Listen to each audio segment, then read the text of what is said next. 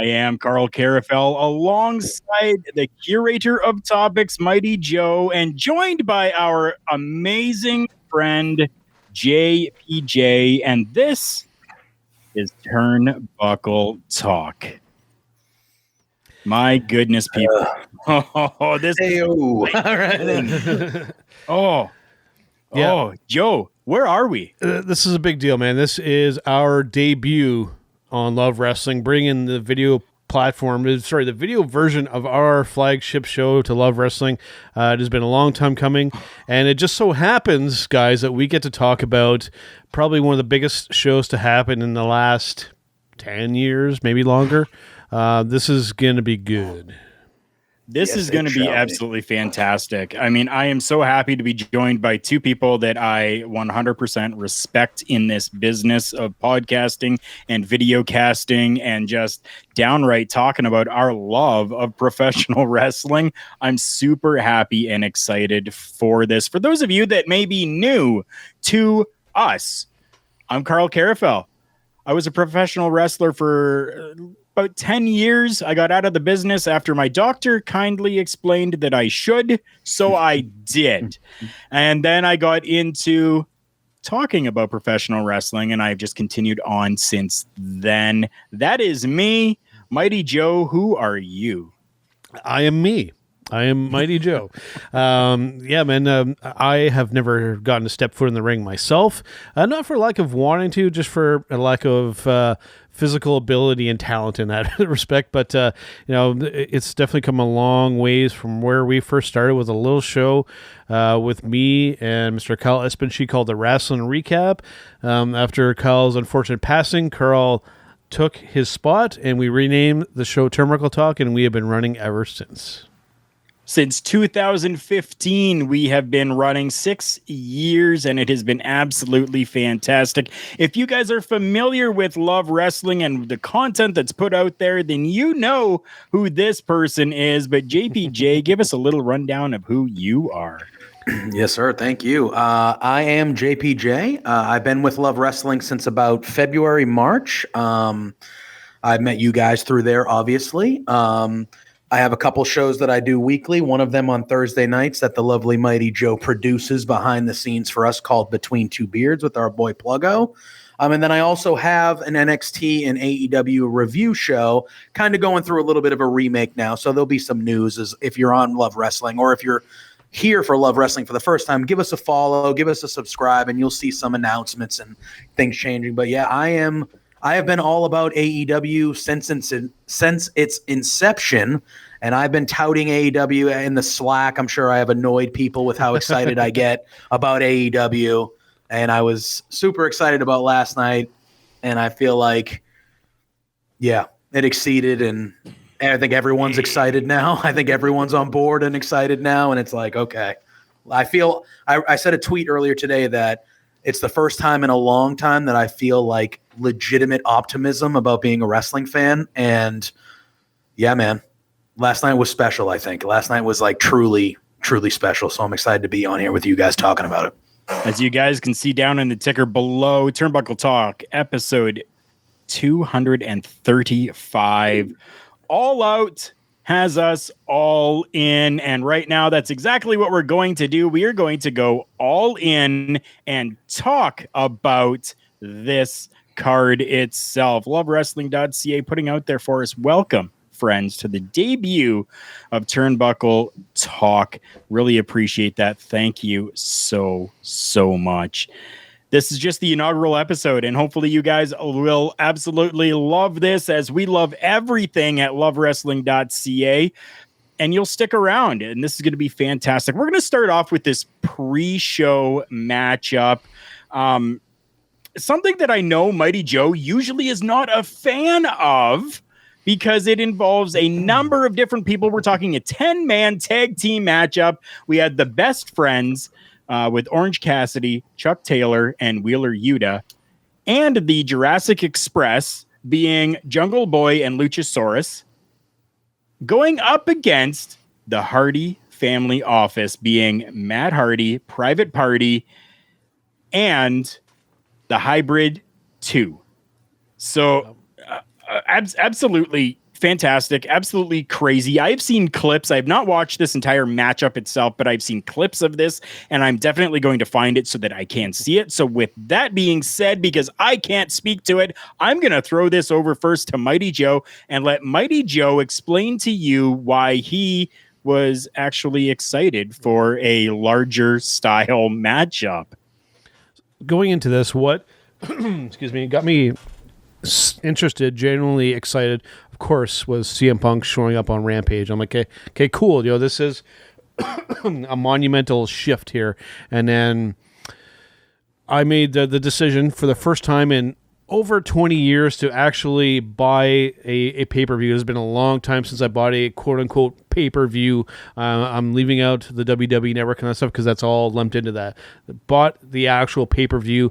So as the episode states, I was all in on this show, and that did include watching the pre-show, and I am not a tag team wrestling fan per se, but this was the perfect pre-show match. We had lots of people involved, and it was an appetizer for the main show, and it even included one of the most over groups in the company, Jurassic Express, Luchasaurus, and Jungle Boy. That music and just getting everybody involved, it just and it encourages that. It was a perfect pre-show match.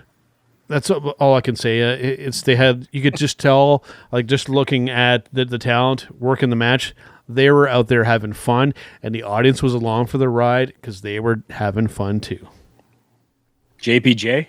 Yeah, and I actually think the audience plays a factor into AEW a lot because you can tell from the jump they are there to have a good time. They're not there to take over the show. They're not there to make it about themselves. And they are there to enjoy this moment of them being there. And luckily enough, Tony Khan and the bookers of the show give them a product so far in the 3 years that you can do that. You run into a lot of wrestling crowds at big events where if there's something that's boring or something that isn't feeding to them, they'll start just chanting whatever and like trying to hijack the show. You don't really get that with AEW. And I think like Mighty Joe just said, for the pre-show, to have a full arena, that arena was full when that pre-show match started. And that crowd was singing the songs. They were doing the chants. They were in it as if it was the middle of the show. And you get that a lot from the AEW crowd. And I think that ties into just the excitement of everything that goes along with it too. So I agree with Joe. I thought, it was a fast paced, everyone get their crap in, high spot match. You had the super over, like he said, the Jurassic Express. Orange Cassidy is super over. Yeah. So you had those guys. You have Matt Hardy there, who is obviously respected Hall of Fame wrestler. And then even after the match, the good guys win. You get to sing the song again and like that. And then you get a big return from the Butcher, and he kind of takes out everybody. And he's been off for like 6 or 7 months. He had a bad injury. So he comes back. They kind of give him some shine. Even on the pre-show, his return was treated very respectfully. He takes everybody out. Hardy Family Office stands tall. They even incorporated good story work and good storylines in the opening show, the opening match. And they've treated those buy-ins on all of these like they are an extension of the show. It doesn't feel like a pre-show. You're getting the recaps and the vignettes for the matches you're going to see, but they treat it like it's just an extension of the show. And as a fan, I appreciate that. And even before the pre-show ending, that them bringing out JR and whatnot, yes, him getting his own kind of separate entrance. Because I mean, dude, if there's somebody in the commentary world that has earned his own entrance for a show, it's freaking JR, right? So that's what was cool to see him coming out to the Oklahoma music. I always pop pretty large for that because it's JR, man. Yeah, it is JR. Legend. Go Boomer Sooners. Yeah. Absolutely amazing. So that was the pre-show matchup. That one went 9 minutes and 25 seconds long. So again, not a very long match, but as JPJ said, they were able to get in, get everything done, hit their spots, and shine like they absolutely needed to. It was absolutely fantastic. So we've got a bunch of studs doing studly things. Hey, Pluggo. Thank you so much. I try. Gonna move on now to our second match. This one here, talking about another stud in the world of professional wrestling. We're talking Miro. Oh, yeah. That man there, envy of every guy. He was taking on Eddie Kingston in a singles match for the AEW TNT Championship.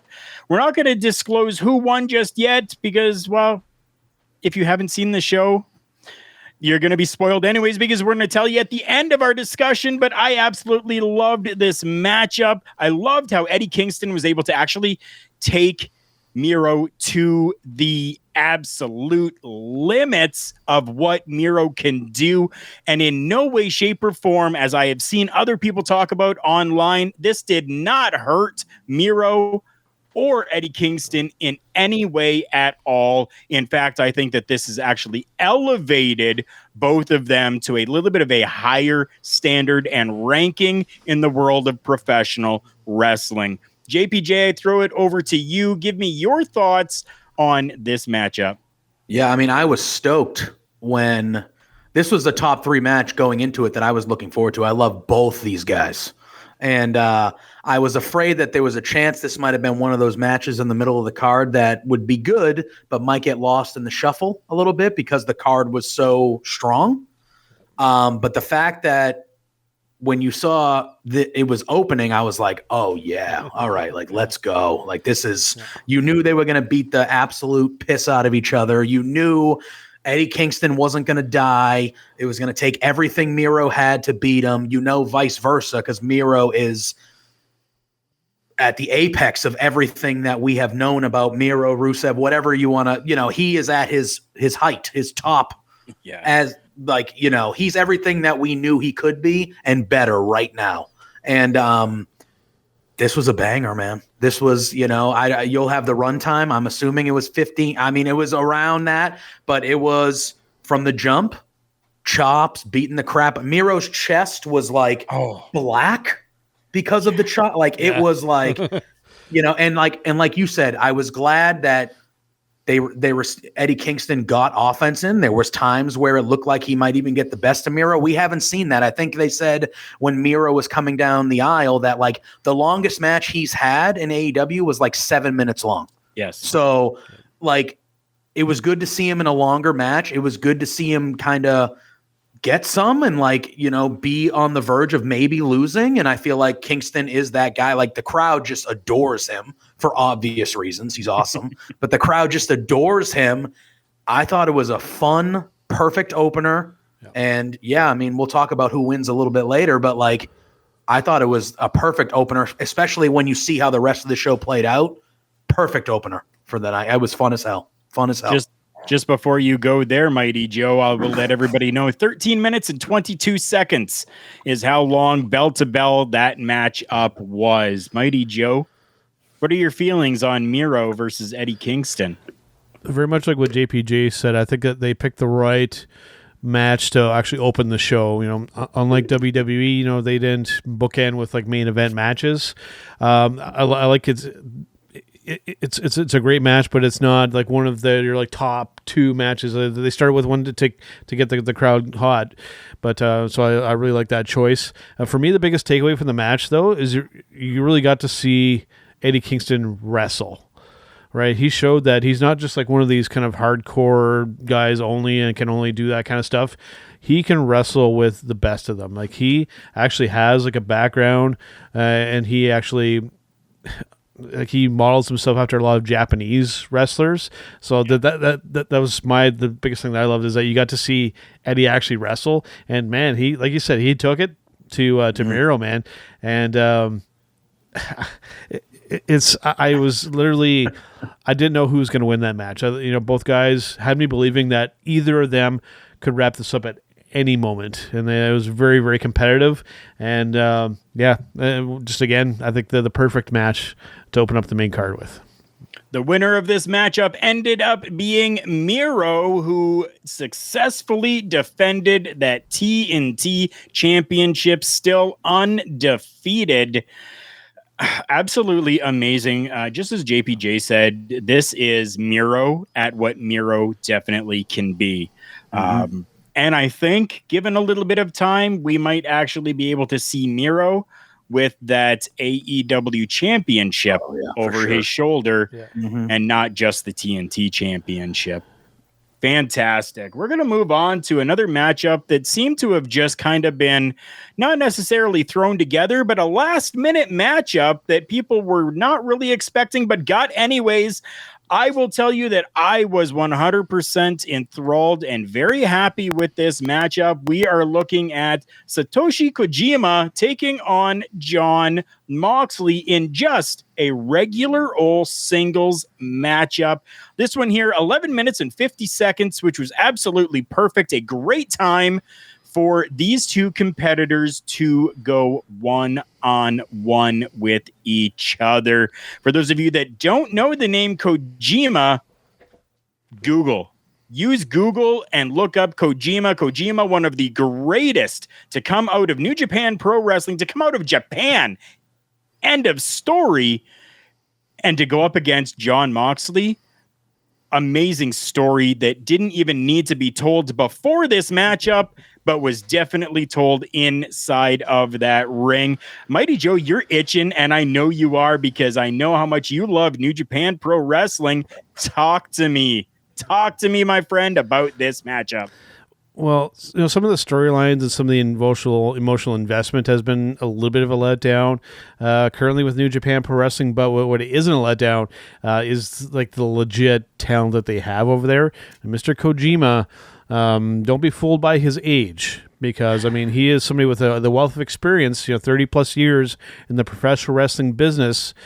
But as I said before on this show, that those guys over in Japan, they take very good care of themselves physically and keep training and all that kind of stuff. And man, to be able to hang there with Moxley, like blow for blow, move for move, very, very, very, very impressive.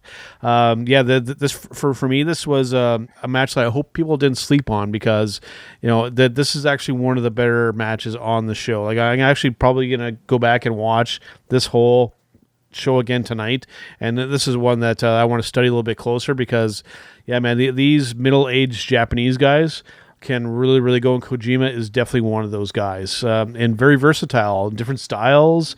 I want to see. I'm hoping that he'll do a little bit more while he's over here in North America for a little bit before he heads back over, because there's some other really interesting matchups that he could have. Definitely there is. Before we get to you, JPJ, we do have to mention this, and we pull it up onto the screen right now. Classic Match Classroom says, hey, glad to be your thank you so much. You've heard it here first. The 800th subscriber on YouTube. All Out was an amazing show. Definitely one of the best of the last 20 years. Great. That is definitely saying a whole hell of a lot. And I think I speak for all three of us right now when we say we agree. Yeah. JPJ, give me your thoughts on Kojima and Moxley. Yeah.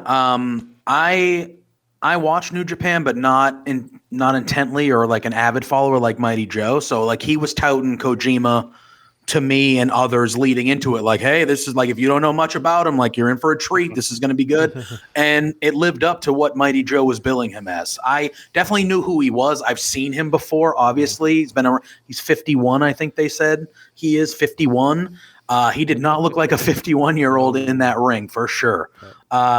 I would argue that Moxley is a top 5, maybe even top 3 wrestler in the world right now. And he held his own with Moxley in there that whole time. You had the typical, strong style forearm, that you see a lot in New Japan matches. They had that. They did that a few times. And Moxley loves that. He loves that type of wrestling. The night before All In, he won the GCW Heavyweight Championship and stood across from Nick Gage, a death match. Right? Like he is that type of guy. You know what I mean? So for Kojima to be in there with a guy at the top of his game like that, it was a hell of a match. It was a really, really good match. Going into it, I knew it would be solid, but this was one of the matches that you kind of looked at on the surface, and you might have been like, all right, this is going to be one of the dips This will be one of the dips of the night. Oh, no. It was not. Oh, no. It was not. And obviously, we'll get into it. What happened afterwards definitely wasn't a dip at all. But yeah, dude, I was very impressed. I should have known better with it being a Moxley match involved because everything he does is kind of gold. But it was really good. I thoroughly enjoyed this match. After this matchup, we were able to actually see a little bit of niceness between the two competitors that were in there, which was very respectful to see, and I absolutely loved it. I'm not even going to talk about what happened after the matchup because Mighty Joe is going to talk about that. You can see him there with his fingers twitching. Go ahead, Joe. What happened after this matchup?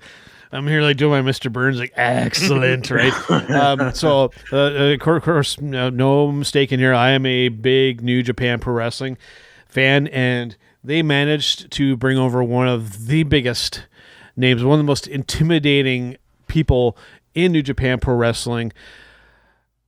They got Minoru freaking Suzuki, Murder Grandpa, appearing in the ring with Moxley and just trading blows, and the best part of it was like him showing up absolutely fantastic. He had his actual New Japan Pro Wrestling. We even saw the big logo there coming out. They then proceeded to beat the living piss out of each other and were laughing and smiling the entire time. Yep. That it was amazing. Did my pro wrestling loving fan heart some good. That one of my favorite things in the world of professional wrestling is to watch Minoru Suzuki and an opponent beat each other up, and that's what we got. And I want to see more Minoru Suzuki against whoever in All Elite Wrestling. Well, lucky enough, we get to see him versus Moxley for free on Dynamite Wednesday, which is going to be insane. In Cincinnati, Moxley's home. That is insane that is going to be for free. That is insane. So good. AEW Dynamite coming up this Wednesday is going to be a banger in itself. So much great stuff. They've only announced 2 matchups that are going to happen, but still people are buzzing and excited for it, and it is absolutely fantastic. We have talked before about that door being opened up. Wide open. That forbidden door is open, and it is running rampant. People are coming in and out of it with ease. It is beautiful. We're going to move on to another matchup that's personally not maybe my match of the week, but still one of my favorite matches from the night here. This matchup went 11 minutes and 34 seconds. A singles matchup for the AEW Women's World Championship. We are talking Dr. Britt Baker, DMD, with Jamie Hayter and Rebel taking on Chris Statlander, who had Orange Cassidy at ringside as well. So much happening and so much going on inside of this matchup, whether it was inside of the ring, whether it was outside of the ring, whether it was between the people on the outside of the ring that came down for support, whatever it was, this matchup told a story to me that I absolutely loved. And one of my favorite things from that entire matchup, and it's going to sound absolutely ridiculous, but one of my favorite things from this matchup was Chris Statlander using Britt Baker's arm and finger to boop Britt Baker. Absolutely freaking genius. I loved it. This matchup itself, as I said, amazing. One of my favorite matches of the actual night.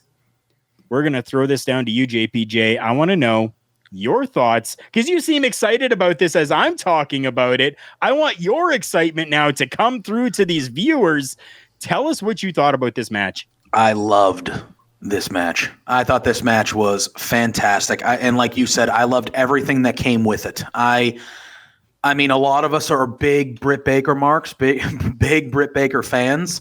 And I would argue that her title reign so far heading into this show had been a little underwhelming. And I was kind of looking at this match as like, hopefully this is the match that starts to kind of catapult into that amazing title reign that we were all itching for once she won the title. And I think it did that. I thought Statlander was awesome in this match. She showed off her power. That superplex that she did where she almost kind of lost her, but then powered through was amazing. Yeah. I thought Britt hitting the Panama Sunrise, which they called the Pittsburgh Sunrise, was amazing. It was kind of, a call to her man, Adam Cole. I thought the part on the outside where Statlander was there and we saw Orange Cassidy start like yelling and getting really we've never seen him do that ever. No. And I thought that was amazing as well. Like just him, like when it was at the 8 count, like screaming, get in there. Like, everything that happened with this match, it was hard hitting. I thought Statlander looked the best she's ever looked, in my opinion. I think Britt Baker looked like the Britt Baker that we fell in love with before she became the champion. I thought she, and yeah, man, as the event goes, this was an early contender for me for match of the night for a while. Like this was very good. Very, very good. I loved it. Definitely for me as well. You mentioned Orange Cassidy on the outside of that ring. I absolutely loved seeing that. The hands came out of the pockets. The sunglasses came off of the face. Oh my goodness. It was amazing to see. Before we move to our next person here, we need to put this up here. Matt Hendricks, thank you so much for stopping by. For those of you that don't know, we absolutely love this interaction with everyone that watches and listens, so please continue to do so. AEW All Out is my favorite show of the year. It topped Wrestle Kingdom 15 for me, which I didn't think was going to happen. You're not alone in that, Matt. I do want to say that there are lots of people, and I've seen a lot on social media, people saying that this has been their favorite pay-per-view, their favorite show, the favorite thing that they have watched in a very long time. You are not alone in that because we kind of even agree with that as well. Mighty Joe, I turn this over to you because I want to know your thoughts and your feelings on Britt Baker versus Chris Statlander. Yeah, I really enjoyed this match as well. Early on, I was probably one of Britt Baker's harshest critics because I felt at the beginning that, wrestling wise, she was really rough around the edges, and then the promo skills at the beginning were frankly quite awful. But she's put in the work and she's put in the time, and the results have been absolutely fantastic. I will say that my opinion will differ slightly. Actually, very much so on this. Again, I second everything that you guys said. Absolutely fantastic match. Loved all the spots. I personally, if I would have been running the show, I think this would have been the spot to put the title on Statlander. I think that she looked really, really strong on there. But again, I can't fault it because, it played out fantastically. So I'm not disappointed by any means. But I think I may have gone the other way. But it is what it is. I'm not running the show. I was just sitting back watching and enjoying it. So, that's my only critique is that I think I might have switched the titles up. But needless to say, it didn't happen that way. But I do hope that eventually she does become a champion because she is that damn good and she's over with the audience. And it's a unique gimmick. She's got a lot of good stuff going for her. She is going to be a future champion. Oh, JPJ, 100%. You got, perfect. I think 100% she's going to be a future champion. I just, I don't see Britt losing that title for a while. Like, I just think she's one of the most over people in the company. She's easily the most over female in the company. I don't see her losing it. I would agree. She's obviously going to lose it. She's not going to hold it forever, but I expect her to hold it for quite a while. And there's a very few people that I would think would have a chance to take it from her. And we can get into that when we talk about the Battle Royal and whenever you guys want to. But yeah, I agree. Statlander is without question one of the top females in that division. She is a future champion, probably multi-time champion. Yes. Right now, I think it's Britt Baker's world, and we're all living in it. And I think that's how it's going to be for a little bit. Matt again popping up in here saying Britt shouldn't be losing the title anytime soon. I'm going to put up this next comment from Matt, and I want your guys' thought on this here. Unless it's to Thunder Rosa. JPJ, take that one first for me. Yeah, she's one of the ones. I would say she's the top. I think ever since the lights out match happened, that people want the rematch, and Britt has the title. I think that's where you eventually go. I think that's the next big major feud for Britt Baker, is leading to that rematch with Thunder Rosa. It's the match that everybody wants. I could see Thunder Rosa, because she is amazing as well, getting the best of Britt and winning the title. I think she's probably the main one I would think would have the best chance of beating Britt. But I think that's the next big match and big feud that Britt will have, is kind of rekindling that, because that first match was special match. Mighty Joe? For myself, I'll keep this one pretty simple. I know a lot of people pitch out there that Deonna Purrazzo is the best women's wrestler out there.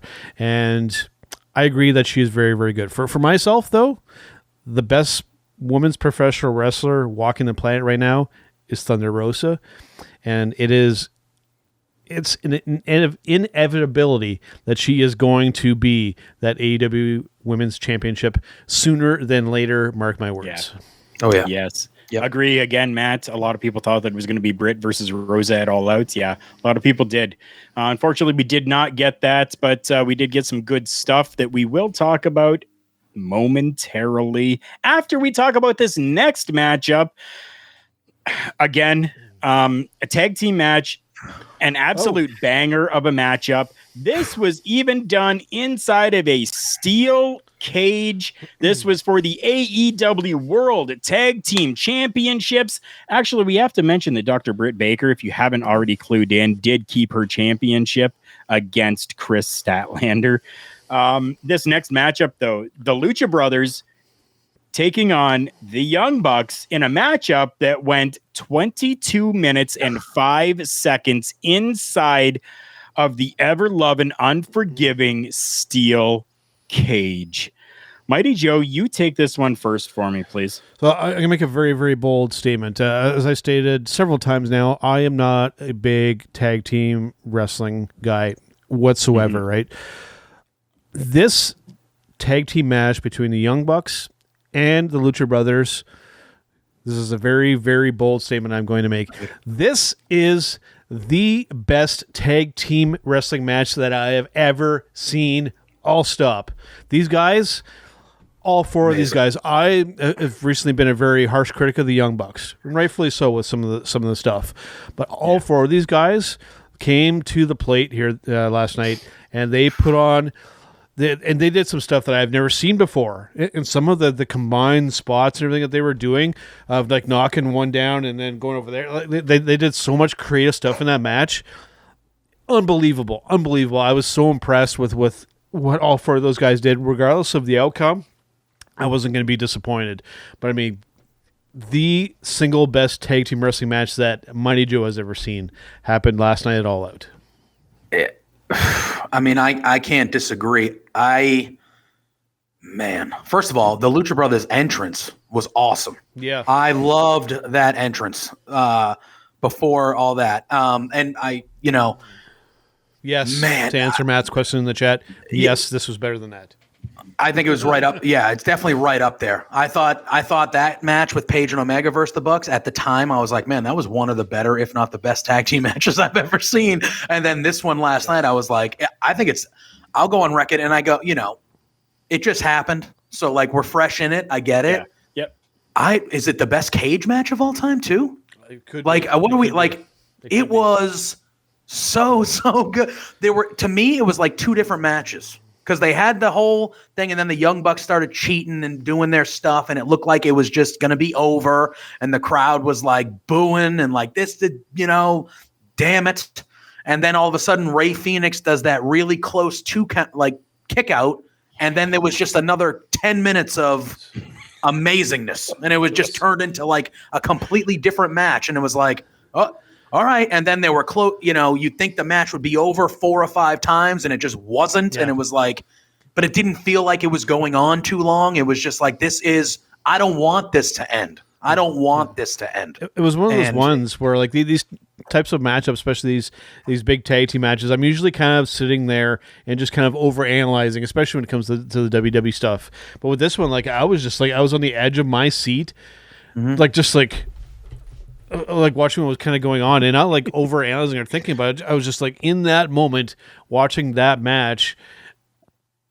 Yeah, man. Just say I don't think I have a bad thing to say about this matchup. It's the best tag team match I've ever seen. And it might seem like I'm overstating that, but I genuinely feel that way. Yeah, for me, that spot where the four of them were inside of the ring, in the center of the ring, and they were trading blows and super kicks back and forth. Fantastic. Amazing stuff like that can be so overdone and look so terrible at times, but these guys made it look fantastic. I was absolutely floored and blown away by it. Matt, something that I kind of agree with you here. Yep. Owen versus Brett. That holds the mantle for best cage match of all time for me still too. It definitely does. Yeah. Yes. Wow. Yeah. Wow. This is, before we move on, I want to say from the start of the main show through this match, this hour and a half, hour and 40 minutes that we got here. Yep. Insane. Yeah, right. Insane. And it's not over yet. It was just like banger, banger, banger. One of the best matches of all time. And it was just like, okay. And it just wasn't stopped. And it was like, okay, they are on hitting all cylinders right now. And even like, and that doesn't discount the second half of the show because it was still amazing. But specifically, like this hour and a half to start the show was like all-time stretch for me.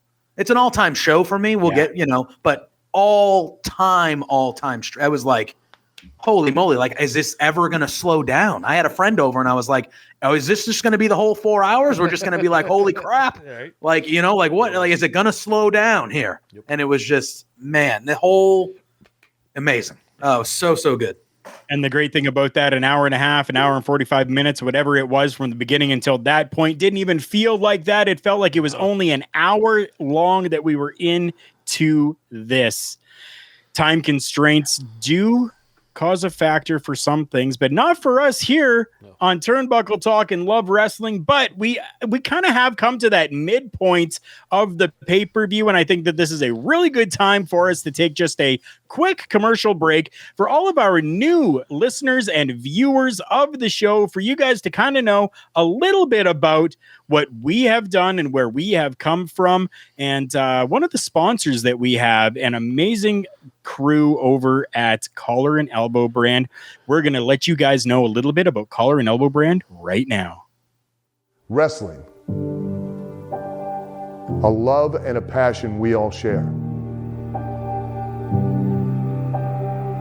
I've started a wrestling brand. The wrestling brand. A brand founded on the aspects of wrestling. Two entities working together to create a product that connect emotionally for people everywhere.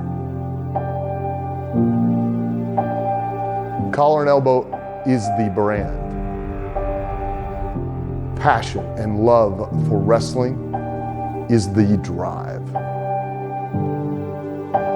I am Al Snow, and this is Collar and Elbow, the wrestling brand.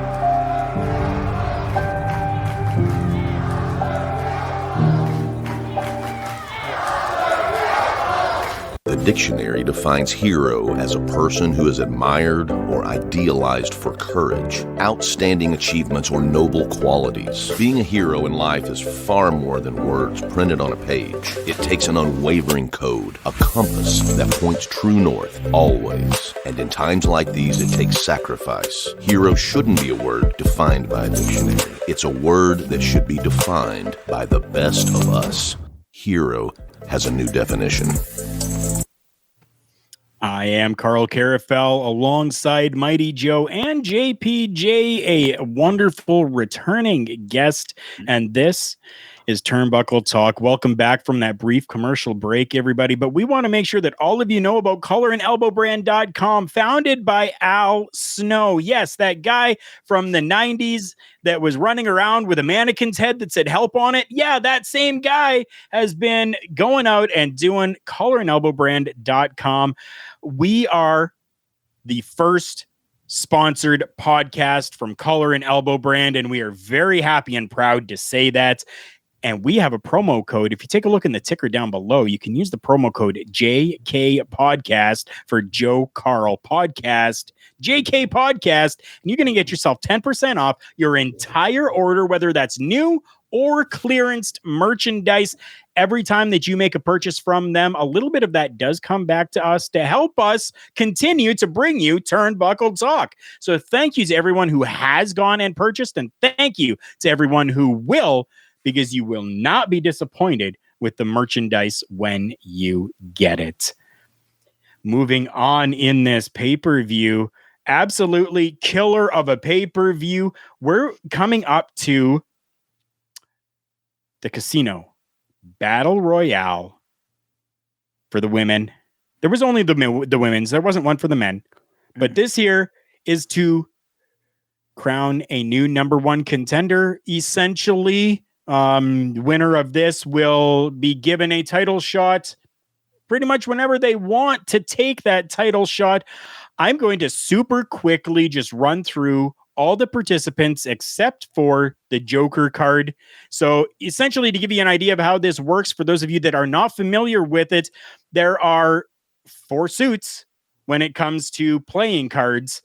So you got the clubs, the diamonds, the hearts, and the spades. So what they've done is they have taken 5 competitors and put them into the clubs, 5 competitors into diamonds, so on and so on. At the beginning of the matchup, 5 competitors start out. Every 3 minutes, another suit is pulled, and those 5 competitors come in until we come down to 1 person. But they always include that Joker card because Jokers are wild and they trump all. So here we go. Starting out the night, we had Hikaru Shida, Sky Blue, Emi Sakura, the Bunny, and Abaddon. Next after that, they were the clubs, sorry. Next after that came the Diamonds, which saw Anna Jay, Kiera Hogan, Kylan King, Diamante, and Nyla Rose. Next out were the Hearts, which were Thunder Rosa, Penelope Ford, Riho, Jamie Hayter, and Big Swole. Ending out with the Spades, Ty Conte, one of my personal favorites right now, Red Velvet, Layla Hirsch, Jade Cardhill, and Rebel. If anybody ever were to say that there is not a good roster of women in AEW, please give your head a shake, bang it off of a brick wall. I don't care what you have to do. Get that thought out of your head, because right there are 20 women, and that's not even all of the women that are in AEW. This was absolutely fantastic. I loved watching this. It felt like home, because growing up, we would watch the Royal Rumble with the conglomerates, with the WWE, and that was an absolute favorite thing. And I know for Mighty Joe, it's one of his favorite gimmick style matches and pay-per-views. So to see something like this with a little bit of a different twist, but still having to go over that top rope, both feet touching the floor, absolutely insane. Mighty Joe, you are the big fan of the Royal Rumble, so please, you take this one away. Give me your thoughts on this. What I really want to touch on is what you guys had hinted at. People saying that this is a bad women's division. I will just say that anybody who says that, you're wrong. Flat out, you're wrong. What this roster has is one word: versatility. Right? Let's go through that list. Right? You have the Japanese talent in Sakura and Shida. You have like the homegrown kind of talents, like the Kylan Kings and the Anna Jays and whatnot. Then you have the Thunder Rosas, and you have the Penelope Fords, the ones that are kind of like the eye candy, and then you have like Jade Cargill, like the powerhouses, and you have such a mix, like Ty Conti, more of like an MMA kind of style wrestler. You have that whole gambit of styles, and like it's like everybody gets like a chance to showcase at some point. It's not just focusing on the same kind of handful of talent. Wink, wink. I don't know who that is entailing, but I'm going to leave that alone. But yeah, they give the women a chance to shine, and it's absolutely fantastic. And that wasn't even all that there was that this match had to give us. It definitely was not. I do have to regress just a little bit here and let everybody know. We talked about that steel cage match and how amazing it was, and we completely forgot to mention that the Lucha Brothers came out on top of that matchup and won the AEW Tag Team Championships from the Young Bucks, which is huge. I'm sorry about that. That's my bad. My bad. Well deserved too. Well deserved. Definitely it was. Well deserved. Ray Phoenix is, I mean, Penta's great too, but Ray Phoenix is special. He's something else, that guy. Something else. Now, how special to you, JPJ, was this Casino Battle Royale? I thought it was really good. There were some, I like and they've been doing this for a little bit. They've had like 3 or 4 of these since they've, but the spin on it, it's a way to make a match that we've seen hundreds of times feel new, and I think with the cards and the 5 at once and it's just a very clever way to add a new little wrinkle to a match that all of us have seen battle royals and Royal Rumbles our whole lives. You know what I mean? Yeah. I thought it was good. I like how they present it. Like they have the Casino Battle Royal for the men at Double or Nothing in May, and then they have the ladies one at All Out. Like I like how they do that. And I thought it was good. I thought it's a battle royal, so things are going to happen, but I like some of the storylines that came out of it. I like how they kind of teased that Jade Cargill and Nyla Rose might have a little bit of an issue coming up, because that is 2 big women that are going to beat the crap out of each other that I am all for. Yep.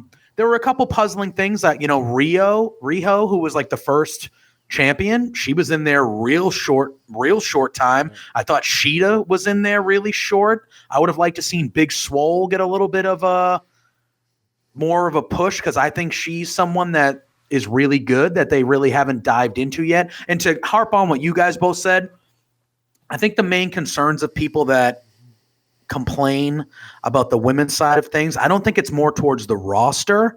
I think it's on the main 2 shows, because on Dark and Elevation, there's tons of women's matches.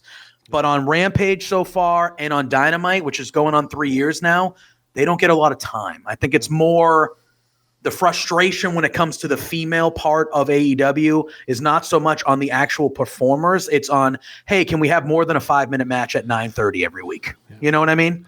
And I think that this pay-per-view, when it comes to All Out, you had the showcase in the Battle Royal, and you had one of the best matches of the night in the AEW women's division. So I feel like this gave hope. And obviously when we talk about who the Joker was and what happened, that's a big get.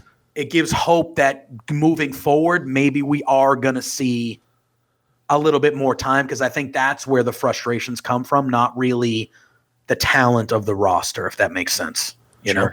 And before we get to who the Joker was, and I want to elaborate more on what JPJ was saying, because one thing that AEW does do very, very well is that if something kind of isn't working, big picture thing, they will change it up, right? So what I could see with this company doing with people being pretty vocal, the women not getting the time, I could see the women getting their own show. Yeah, with AEW. 100%.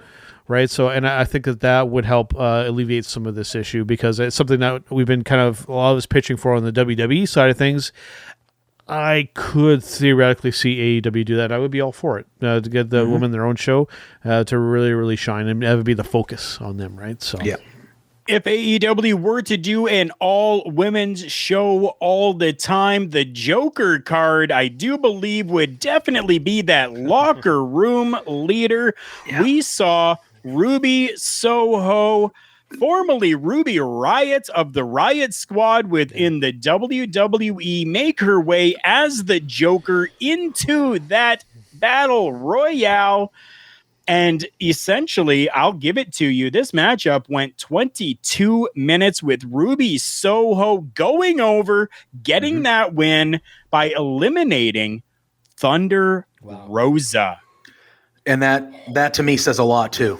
That it was them 2 at the end, and she got the best of Thunder Rosa, because that title's going to Thunder Rosa at some point, obviously. Yep. Thunder Rosa is one of the best one of the best wrestlers on the planet. Yeah.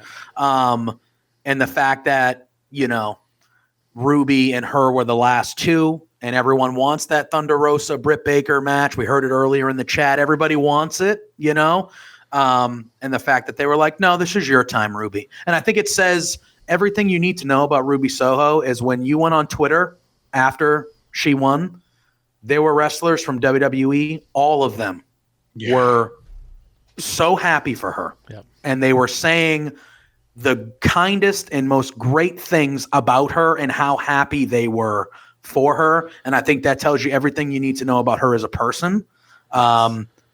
I love that she has the Ruby Soho Rancid song. I love it. Yeah. Yeah, man, it was a win-win for me. I think leading into it, it was kind of obvious, I thought. Like everyone was like, it has to be Ruby, right? It has to be Ruby. She had those great vignettes she was producing on her own. And yeah, this was another match on the card that I thought went perfectly and ended the way that it should have gone. And everyone's happy. Everyone's still staying happy, you know? Yeah. Joe, you got anything else to add to that? I think that the real statement with this match was, I mean, this is a direct. Usually, I'm against direct shots at WWE, but this was okay. You know, you guys didn't want to push this girl who earned and deserved it. We're doing that here. It's a direct shot, and like I said, normally I'm against that, but I am all for it. Like with all the momentum of this going on right now. This was awesome. This was awesome, and I'm really, really curious to see what. Keep that ball rolling because we're doing good. I was very happy with everything up until that point. I will admit, I was hoping that it was Thunder Rosa that was going over in this because she has earned it.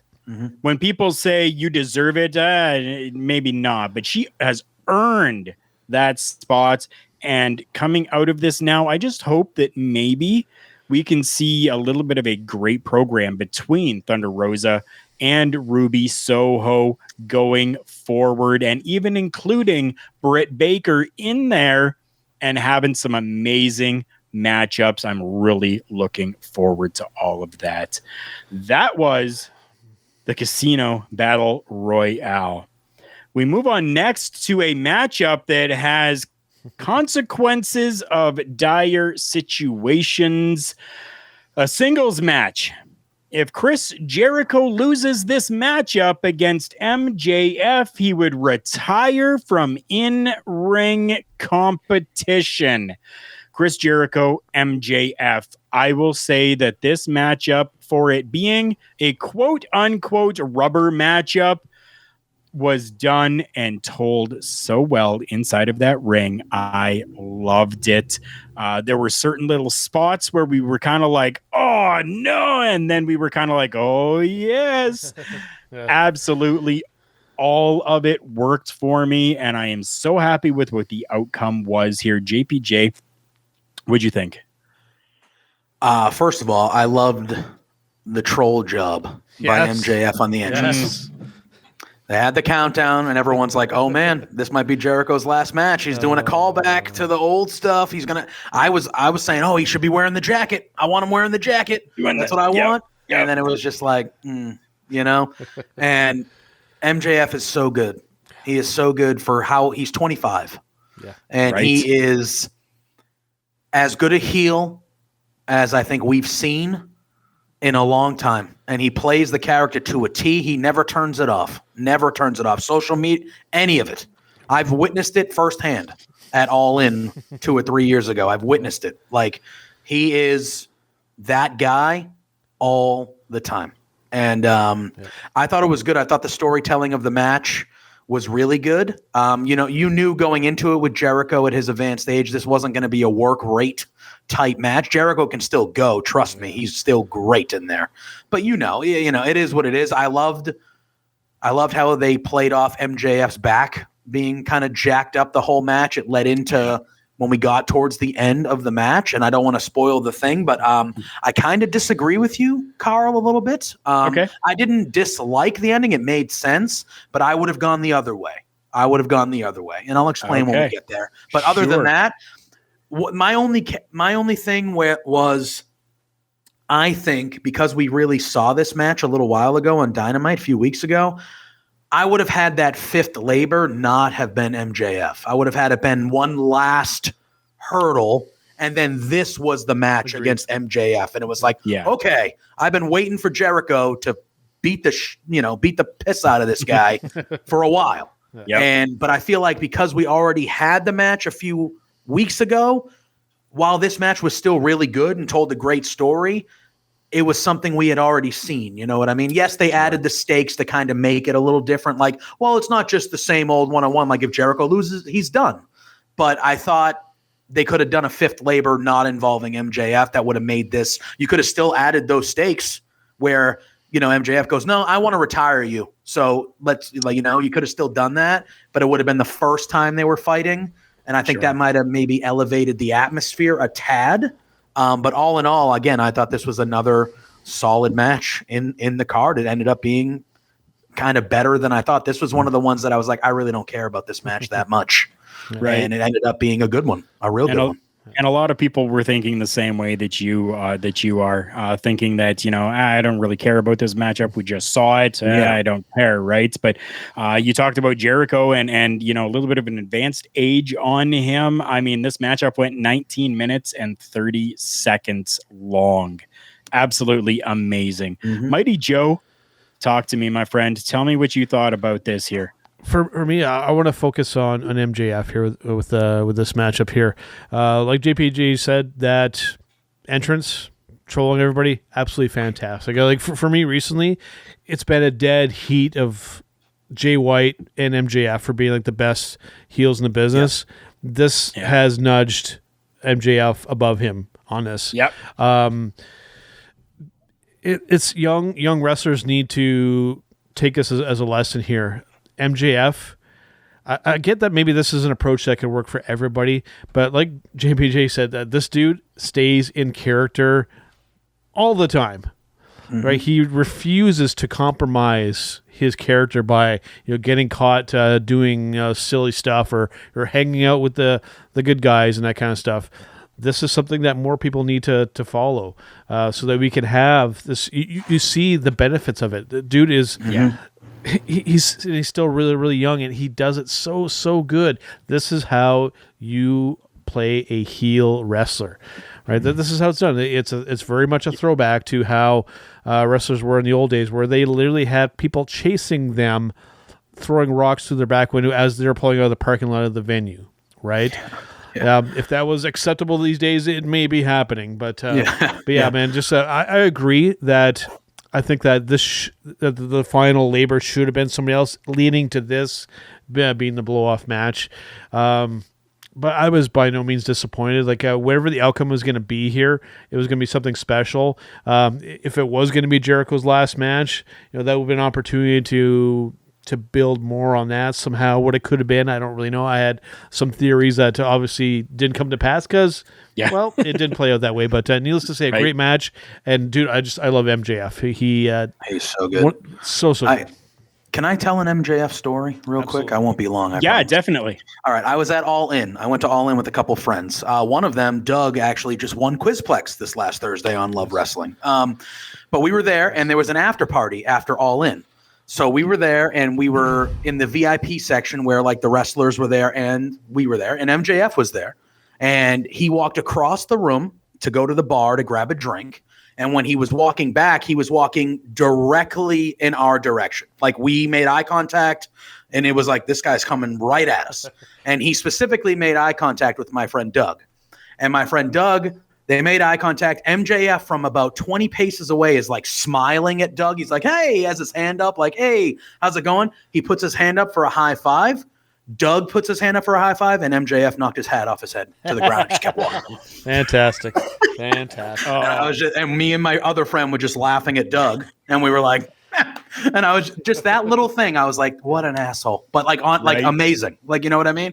And I think that is the epitome of MJF, that he's just always like, no. Like I see him on social media, someone will draw this fantastic drawing of him and put it on there, and he'll retweet it and be like, "Things the shits," right? Or he'll just say something like you know, it's awesome. Terrible. Don't quit your day job, or whatever. And it's like, oh my god, it's just perfect. It's just perfect. Ben, I definitely do have to agree. The beauty of this match, in his opinion, was Jericho playing his greatest hits, making you believe it was his last match, when in fact it definitely was not, as we had MJF actually pinning Chris Jericho and the referee actually counting the 3 count.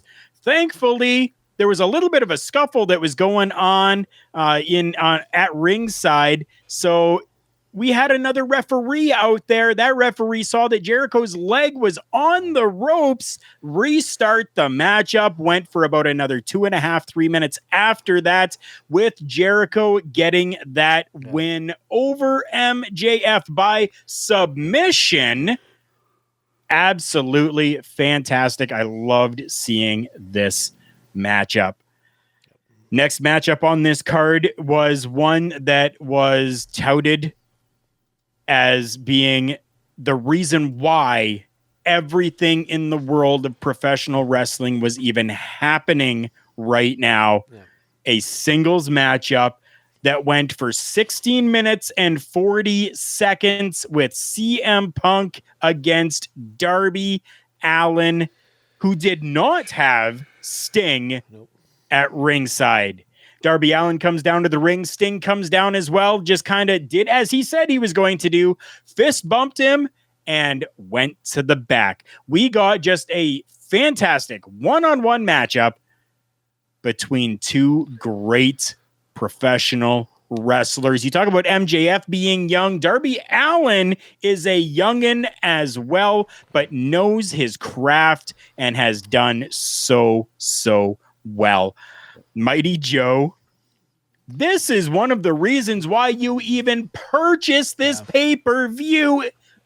Tell me, did this actually live up to what you were expecting? Before you do, Chris, thank you for stopping by, my friend. Awesome to see you here. Best in the world. Yes. Mighty Joe, take it away. So 2 answers here. Short answer, yes. Absolutely yes. Long answer. All right. I will first start off by saying that move that Darby Allin does through the corner takes my breath away every time. Every time I see it, I'm like, dude, just don't die. Outside of that, I mean, so to put it into perspective for people who are not aware what's going on, first of all, what is wrong with you? No, CM Punk has been away from professional wrestling for 7 years.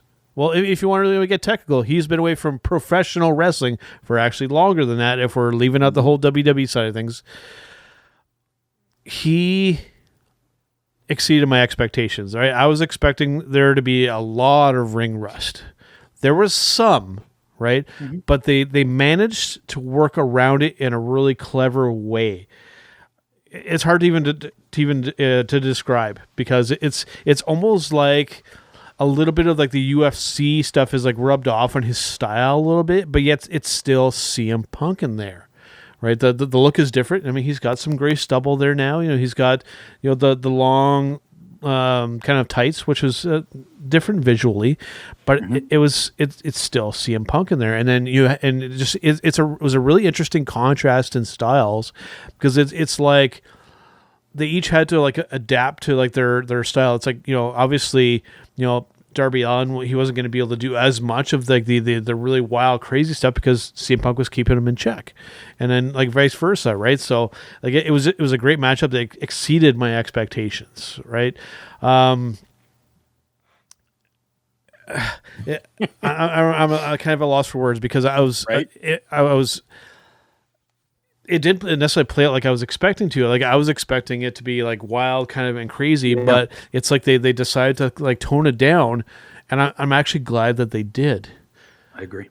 Right? It's. I mean, we could spend the whole time just talking about this particular match, but like, but again, like it's like some of the stuff that kind of happened, like it really showed both guys like what they're capable of. You know, Punk still be able to take some pretty serious bumps, and of course, you know, Darby Allin, you know, the stuntman of AEW, but man, just genuinely excited, and very much like JR said in the pre-show, CM Punk's return to professional wrestling. This is a reoccurring theme here. The return to professional wrestling has reignited my love of professional wrestling again, and And I know some people say, "Oh, this happening is kind of like blinding your eyes, and maybe it wasn't all that great." That is a crock of shit. I will say that right now. All right, that's my one S shot for the episode. This was a fantastic match, and I loved everything about it. It did not disappoint. Yeah, I never thought I'd see the day.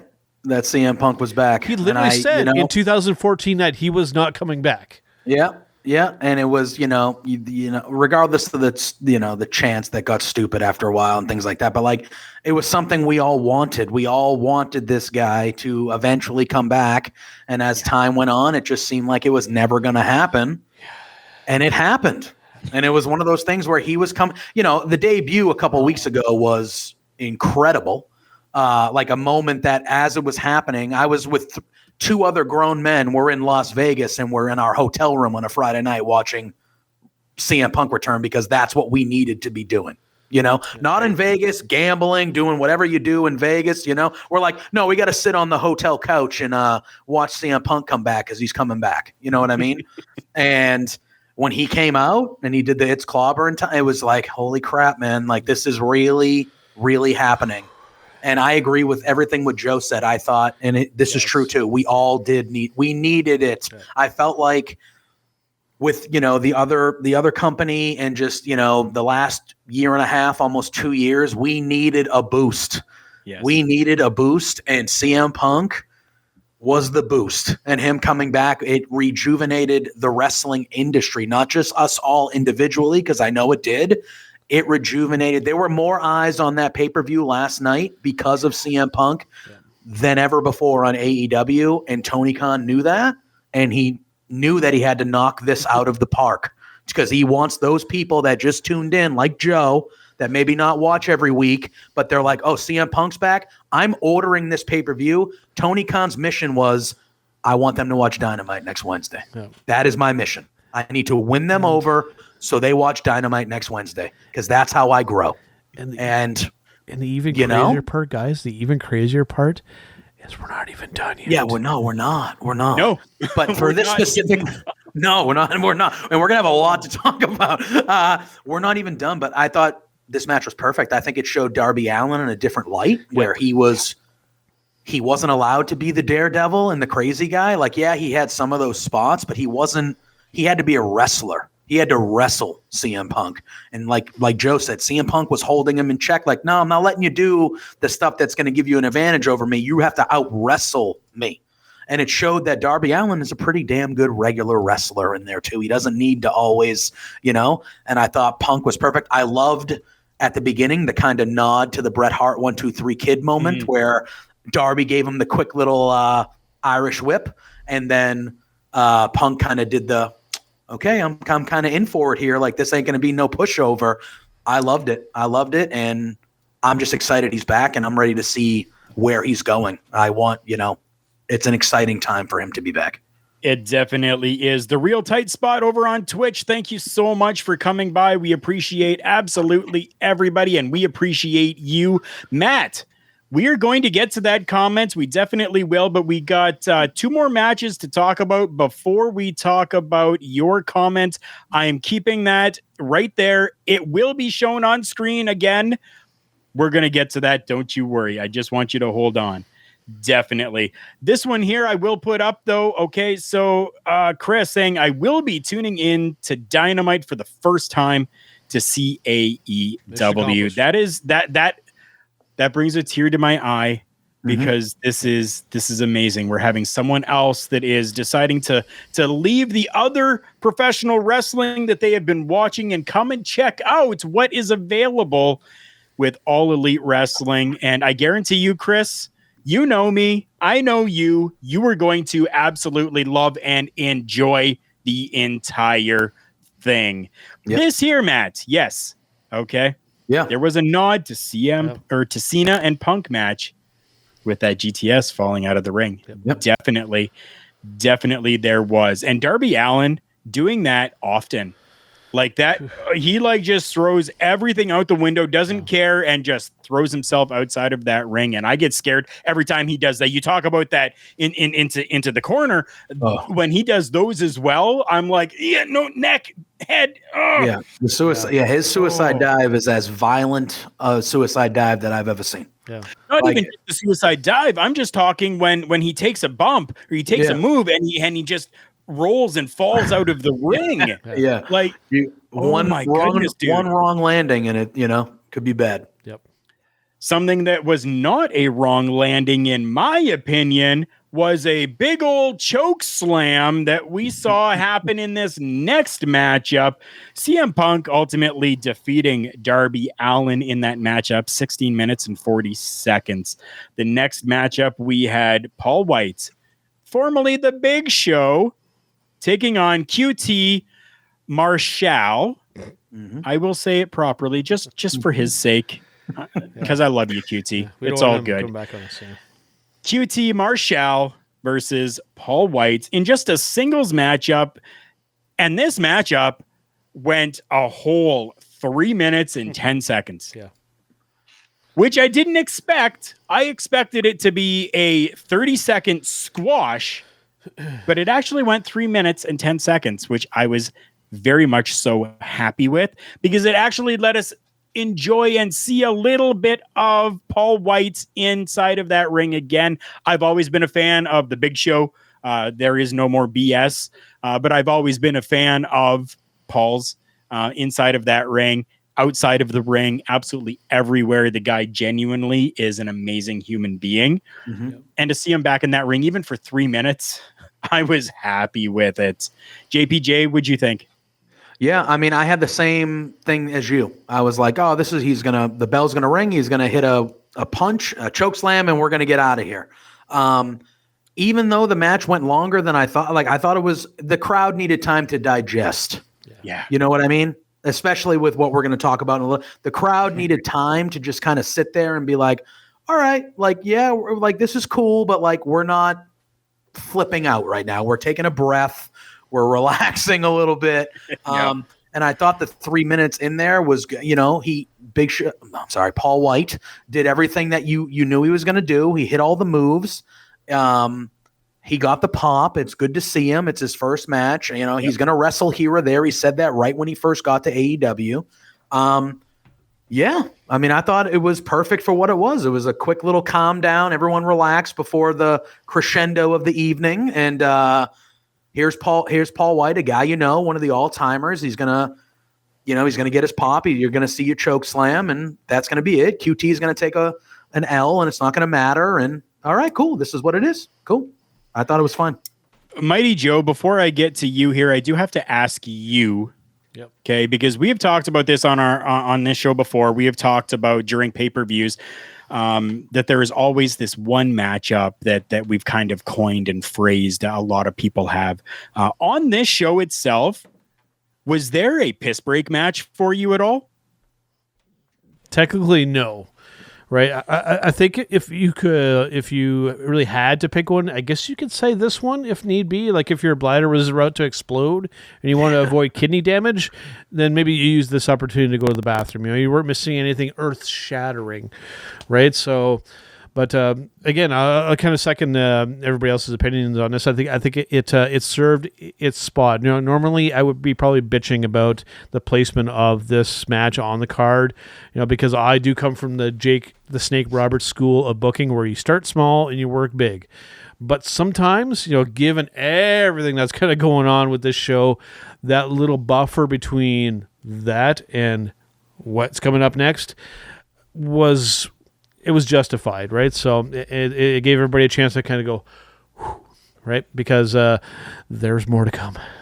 I mean, you got to figure up until this point, it's now been probably 3 hours to 3 hours and 10 minutes of a pay-per-view that we've sat through, which is longer than even any of the conglomerate pay-per-views that they have been putting out. So yeah, of course you're going to kind of be like, we need a little bit of a, give me a minute, right? And plus we got to see Mr. Paul White run the ropes kind of briefly, and that is an impressive thing that you can do without snapping those puppies, because he gets into those ropes. Like he's not running the rope like some of the girls that just hop into there. Like he whoever props to the ring crew. You guys did a good job. We come up to this final matchup on this amazing pay-per-view that was produced and given to us by All Elite Wrestling. Who Who? Yeah. On screen, us sitting at home watching this, it didn't come through like you're talking here, Matt. And I'm going to put this up before we even get into this. Some of his friends went to All Out and said the crowd wasn't as into this next matchup, which was Christian Cage versus Kenny Omega. Maybe it's because it wasn't the title match that people wanted, which possibly was Page versus Omega. Yeah, I mean, coming through across to us, I don't know if there was any way that production maybe had falsified things for us at all, but it didn't come across that way while I sat and watched it at home. So much happened, so much going on inside of this matchup. Yeah. And after the matchup as well, that we will definitely be getting to. And yes, Matt, it's still right there. I've still got that comment. We will be putting that up shortly. I don't even know what to say about this match. All I can say is that I have heard from some of my friends who have messaged me and said that for them, this has been a contender for one of their favorite matches of 2021.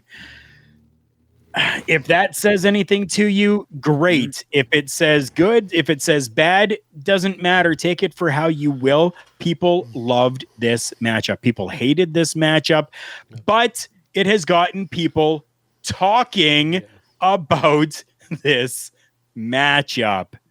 So that's exactly what we're going to do. Mm-hmm. We are definitely going to do that. I will briefly put this up there.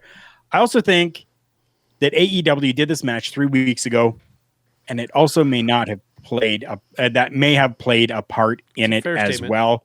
And this year as well, their Rampage match, some people, yes, 100% did see that as being a better matchup. I would have to agree. I do think that it was the better matchup that happened on Rampage. But really, the story that they told inside of this matchup wasn't the story that we were waiting for or that we even got come the end. I'm going to start with you, Joe. You let me know your thoughts, your takeaways from this matchup itself. My biggest takeaway is with Mr. Kenny Omega. That's going to be my focus here. For a good portion of time, I've been a pretty harsh critic of him. Especially when that video came out of him saying that professional wrestling training didn't matter. That really, really rubbed me the wrong way. Especially for somebody of his stature to come and say that, I wasn't cool with that. But with this match here and everything that would come to follow, it really did feel like we got the cleaner version of like Kenny Omega from New Japan back, right? The best belt machine, whatever you want to call him. I mean, you can make a very strong argument that Kenny Omega is one of the best singles wrestlers on the planet. Yeah. Right? So he always puts on a great match with whoever he works with. And Christian, no slouch for a guy who's, again, and it's kind of a reoccurring theme actually for the evening that we haven't necessarily touched on. A lot of people coming out of retirement to work with AEW because it's professional wrestling. They are back into professional wrestling. And Christian is no exception here. The fact that he was able to hang with Kenny as well as he did, impressive. Right, I know I'm focusing mainly on Kenny, but Christian also did a fantastic job in there, and I thought they put on a really great match, and they told a great story, and we'll get to it. But the story did end with the actual match, but we'll get there. Definitely, JPJ, go ahead, give me your thoughts on this matchup. Yeah, I thought again, these are two all-time guys. They're both Hall of Fame, however you want to put it. These are two. Omega for a while now has been considered by many to be the best wrestler on the planet. Yes. And I think he's proven that with this title reign and how he's been doing. And Christian, ever since he's been back in AEW, the quality of his matches and in-ring is insane. Insane. And I think that was the reason why. Obviously, I think part of it was WWE didn't want him to come back as a full-time wrestler. But I think another whole side to that was Christian was like, no, I want to show people how good, like I want people to remember how damn good I am. Yep. You know what I mean? And he's done that because every match that he has had has been really, really good. I do agree. I think the one on Rampage was a tad better, but it also had a lot more outside interference. There were other things that led to that moment, and Christian winning the Impact title obviously was like, holy crap, this is amazing. You know what I mean? Like, yeah. But I thought that just because of that, like this match was still like back and forth. I thought like, and I know Matt says it in the chat, but like the one-winged angel from the top rope was incredible. I loved how the commentators, like we all witnessed Christian get the best of Kenny Omega 3 weeks ago. So that was in the back of our minds the whole time. Like, well, he's already beaten Omega, so why can't he do it again? You know, and when the close 2 count on the kill switch, when Christian actually hit it, was like, oh, is he going to actually beat him again? Like, and it was right at the last second that Omega kind of flopped there. It was like, it was just a well-told match, a well-put-together match. And I think the guy who we all thought was going to win ended up winning. And then there was just a whole second act that we're going to get to that was just like, okay. And to Matt's point about the Page and Omega thing, that's where we're going. We're getting there. The guy that's going to take the belt off Omega is Adam Hangman Page. We all kind of know this. Yeah. That match would have been overshadowed tremendously by Punk and everything else that happened tonight. So, you know, when that whole thing happened and when we found out it was Christian, everyone was like, why the hell aren't they doing Hangman Page? Well, now we know why. Now we know why they weren't doing Hangman Page, because it would have got lost in the shuffle. And that's a moment when he finally gets the best of Omega. That is going to be a pivotal moment in AEW history. Yes. It can't be on a show as loaded as what we saw. You know what I mean? So definitely not. To your point about Christian and the amazing work that he has been doing, I had a friend of mine look at me and say, this is the point where I say that Christian is better than Edge. And I'm like, what? You can make the argument at least in ring. You can make the argument at least in ring. I would say so. Now, Mighty Joe, I want you to answer this here quick. Matt seems to be ready for Christian to go to a heel because he's not really a fan of the babyface Christian. What do you say to that? Let's not do the WWE approach so too often. You know, does a babyface get some steam in WWE and they go, turn him heel? Right? Let it organically happen for a reason. Mm-hmm. Okay. Right? Good.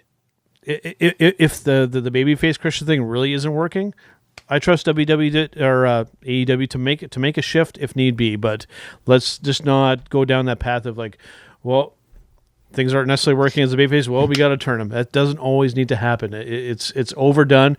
Just let things unfold. And JPJ, I'm going to let you take this one here. Matt says that he wasn't a fan of the ref not DQing the second table spot that the ref actually did see. What are your thoughts on that? Yeah, I mean, unfortunately, when it comes to AEW, the referees are maybe the only thing that I think the main criticism, kind of. Yeah. Like, they don't follow tag rules almost 100% of the time. There's outside interference a lot, and they seem to just let the matches go. So while I do agree with Matt, it is sloppy looking from time to time. Yep. I'm kind of the mentality that I'm used to it when it comes to AEW. It's just not something they harp on. So it's just like, it is what it is. I do hope as they continue to grow and build, they do clean up that part of things. Yeah, sure. But I don't think it didn't take anything away from the match for me. I was just like, all right, yeah, all right. Like, I did say it to my friend. I was like, oh, is that a DQ? And he was like, no. And I was like, all right, whatever. And then we just kind of kept on going, you know? But Matt saying that he disagrees about the Christian being better than Edge comment, and that is okay. Everyone has their right to feel how they want to feel, especially on this platform here on Turnbuckle Talk. We're not going to argue the point. If you don't feel that Christian's better than Edge, awesome. Yeah. Awesome. No problem. Something that we can all agree on, though, is the story that has been told after this matchup. My goodness. So we've talked about all of these amazing people and these amazing talents that have shown their face on this pay-per-view that were surprises.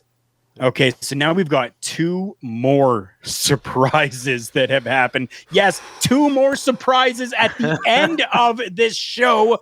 Yeah. 1, we have Kenny Omega, who beat Christian Cage for the AEW Championship to retain the AEW Championship, is inside of that ring celebrating, beating down, kicking ass, taking names, chewing bubblegum. Everything is great. And then we see somebody who is now all elite, baby. What great theme in too, right out the gate, great theme. Blue hell did I witness there? What was it, 3 weeks ago that I just saw him on television with the conglomerate, the WWE, and now I'm seeing Adam Cole, baby, back from the dead. Yep. Inside of an AEW arena. JPJ, give me your thoughts on that one first. Oh, man. Okay. So I loved the first of all, I liked what Omega said when he was like, I've told you guys, nobody can beat me. The only people that could are either long retired or a dead. And then once he says dead, the lights go out.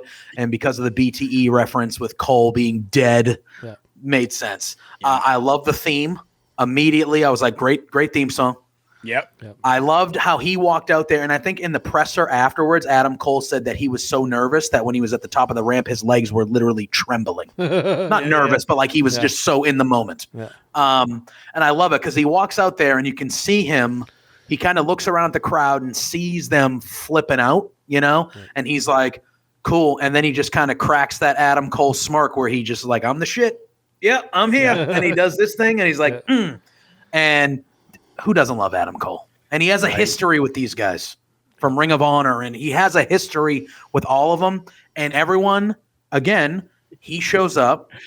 Everyone's like, oh, he's going to challenge Omega for the title. Oh, here it goes. He's the next guy.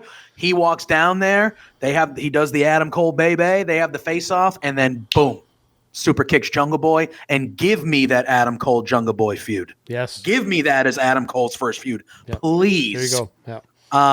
There you go, Chris. I think that's the answer, Parrish, is I think you could start that nice little first little intro feud, Jungle Boy and Adam Cole, all day. Perfect. All day. Perfect. Yep. Jungle Boy's over. Cole's, yes. And then he joins, and I love the screenshot where he goes out and the Young Bucks kiss him on both sides of the cheek, and he's got that big smile, and he's like, these are my best friends. What'd you think I was going to, like, Omega's like, what'd you think was going to happen? And I loved it. I thought it was perfect, and I thought that was all we were getting. I thought that's all we were getting, and then... Mighty Joe, do you want to cover anything on Adam Cole, or do you want to talk about what happened afterwards? What do you want to do? JPJ covered Cole, good enough.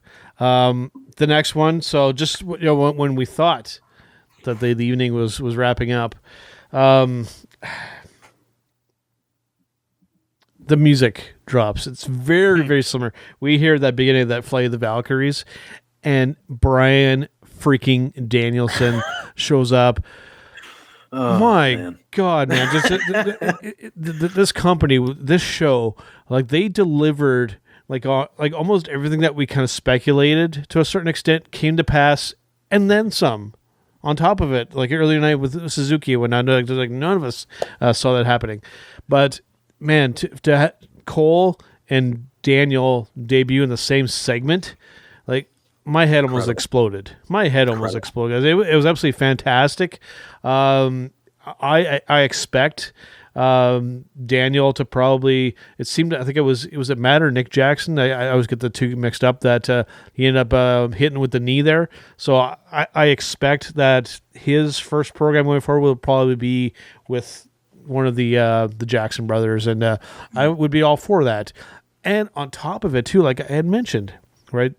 Now we're really delving into the coolness factor with this, right? We see that Minoru Suzuki is going to be over here for a little while. And I've called for this one before. One of my dream matchups on my short bucket list is Bryan Danielson. It's going to take a while for us to reverse that again. Huh? I would say like Daniel Bryanson for some reason. Yeah. But Daniel versus Minoru Suzuki, like just take my money now. Like that is like a dream scenario matchup for me. That would be like highly entertaining, and do it like at a Madison Square Garden or something. That would be landmark. That would be amazing. Yep. It definitely will be. There you go, Matt. If you people did not go back and pause to see what that comment was, here it is for you now. Just let this sink in. 2021, we have a wrestling company that has Kenny Omega, CM Punk, Bryan Danielson, and Adam Cole. WTF is happening. 2021 is absolutely crazy in the world of professional wrestling. Yep. It is a great time to be professional wrestling fans. It is a great time to be watching not just AEW, but all of the companies as a whole, just putting everything underneath professional wrestling. I will say it. I don't care about entertainment. I am happy with professional wrestling. What we're going to do from here, my friends, is that we are going to... Oh, wait a second. Okay. Oh, that'd be a nice match for Arthur Ashe at the end of the month, wouldn't it? For like a nice little stadium show there, maybe? That would be. Right. I'd be all right with that. And then here, Minoru Suzuki was legitimately surprised that no one predicted showing up last night. You're right. And yeah, you know what, Chris? Yes, you are correct. Pro wrestling is entertainment. When I talk professional wrestling and when I talk entertainment, I'm dividing the conglomerate from the other companies. It's all entertainment. It definitely is. But that's all that I'm doing when I talk in those riddles. Yeah. But yes, professional wrestling is entertainment. And it's, for me, the greatest form of entertainment that I have had in my life since the age of 3. That is why I love wrestling. We're going to go on and we're going to do something a little bit different this time. We are going to totally forego our breaking news segment, and we are super quickly going to get to something else. Let me find it here. This is what we're going to do right now.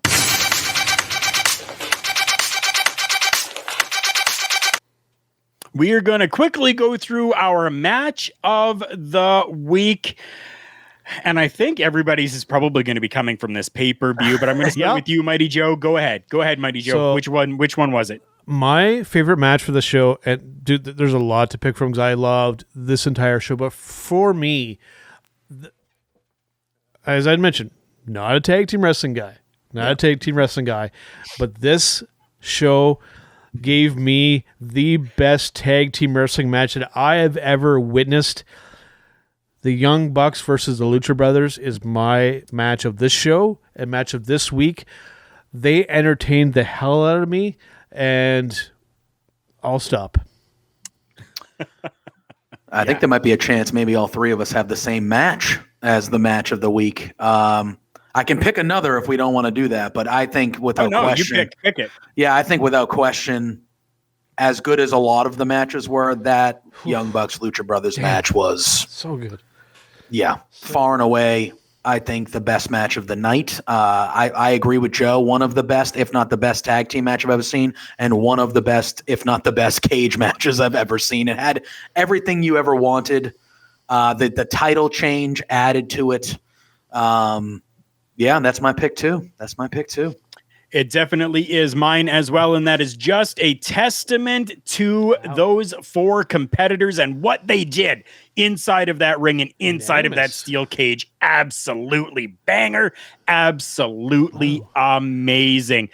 Before we get to our last segment of this show, we're just going to run through some of these comments super quickly here because they keep flooding in. Coming in, yeah. We're talking, I need Tony Khan to run Adam Cole versus Malachi Black like now. Just give me a yes or a no. Mighty Joe, yes or no? Yes, not right away, though. Okay, JPJ, yes or no? Yes. Okay, so we got Matt here talking his favorite match from the show, cage match, and Punk versus Darby. Yes, I would definitely have to agree with that. And then here we go, which, by the way, yes, CM Punk can still, in fact, go. Yes. You are definitely correct. He definitely can still go. Those of you that are tuning in for the very first time watching Turnbuckle Talk, we have this really cool segment that we do at the end of every show that we are happy to bring to all of you and to share with you. And we called it our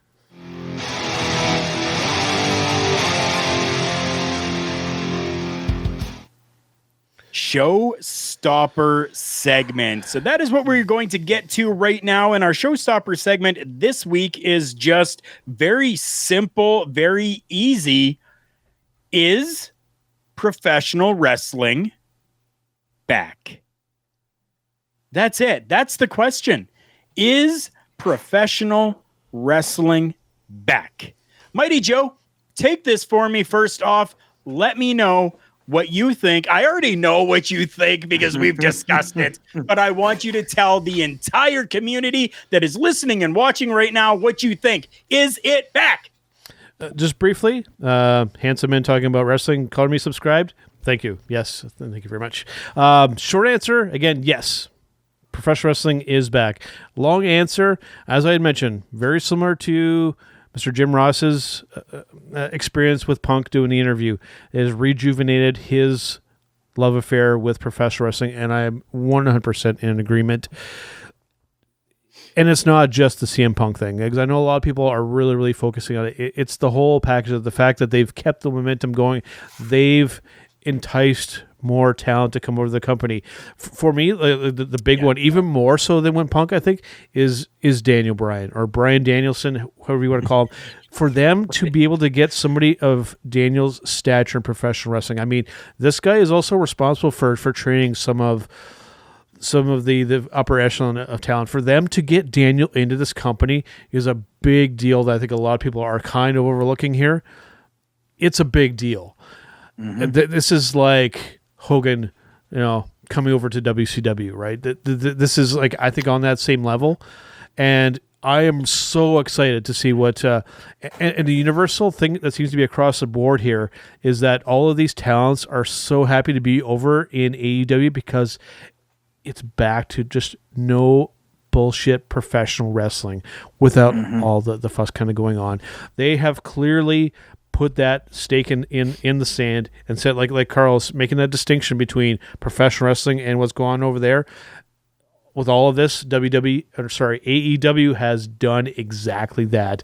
They have clearly separated themselves. We're over here, and these guys over here doing whatever they're doing. We're the ones that everybody's talking about. We're the ones that are getting all the top talent. I could go on, right? It's so cool, and I'm so happy that professional wrestling is back, and because it was getting kind of dull talking about just WWE all the time, and it was being kind of crappy. It's nice to actually be able to talk about some professional wrestling that is good, that has me emotionally invested, that has the fans watching, it has the fans commenting, it's the fans joining in shows like what we're doing right now. It's win all the way across the board. There we go. We're going to get to these super quick here. Matt actually saying and answering the question, the Showstopper segment question, simply yes. Debony, thank you so much for commenting and coming in and checking us out over on YouTube. Hell yes. Hell yeah. Ecto Guy 87, easy answer. Yes, yes, yes, yes, yes. Wow. We are going to get to these other comments in just a little bit because I want to hear from JPJ. Tell me, is professional wrestling back? Yes. Oh, hell yeah. I will say. I've been on the AEW bandwagon from day one. I had been, and look it, I'm always going to watch WWE. I'm never going to not watch WWE. But WWE is formulaic. They have their formula. They stick to it. And like Joe said, it gets dull. Like you know what you're expecting. You know what you're going to get. And like some of it's good. Yeah, of course. There's things that we watch all the time on WWE that we say, oh, that was good. I like that. I like that. Cool. Yeah. But AEW is just a different feeling to me. I feel like as a fan of wrestling, WWE, when you're a fan of theirs for so long, you kind of have it implanted in the back of your mind that you are ready to be disappointed, or you're ready for something that you want to happen not to happen, or something that you like to all of a sudden not be like, oh, the Hurt Business is great. I love the Hurt Business. Okay, let's break up the Hurt Business for no reason whatsoever. You know what I mean? Like things of that nature, like things like that. When it comes to AEW, and granted, they're only 3 years in, they're still in the infancy stage of a company, they don't disappoint their fans. Their fans know why they're watching, and Tony Khan knows why the fans are watching. And he goes, okay, I'm here because Tony's one of us. He's a fan. Yes. He grew up a diehard wrestling fan, and I think that is why they are as successful as they are, because he is booking it from a business perspective. Obviously, he's in a billion-dollar family. He wants to make money, but he is booking it as a wrestling fan. What can I give to these fans that I would have wanted to see? And I think with that thought process and with the money that he has and his family has, they can go get Bryan Danielson. They can get CM Punk. They can get Adam Cole. And then they can build a roster of the names that we might not know and build them up around these guys. And they're just I think they far and away have been the best product to watch for a while now. And I think the show last night 100% showed everybody.